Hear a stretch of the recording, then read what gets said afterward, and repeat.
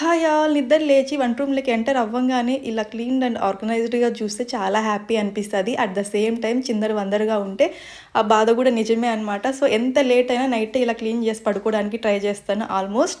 ఇంకా Amla infused water అయితే నైటే ఆమ్లా నానబెట్టాననమాట. నెల్లికాయ అండ్ నైట్ తోడుబెట్టిన పెరుగు మంచిగా గడ్డ పెరుగయింది. ఇంకా పాప బాటిల్ ఎవ్రీడే నైట్ క్లీన్ చేసి ఇలా డ్రై అవ్వడానికి ఓపెన్‌లోనే పెడతాను. అండ్ ఇది కూడా పెరుగే నిన్న ఈవినింగ్ తోడుబెట్టా అనమాట. పాలు బాగలేదేమో పెరుగు అవ్వలేదు. And this is fermented rice. Night కొంచెం అన్నం మిగిలుంటే ఫెర్మెంట్ చేసి పెట్టా.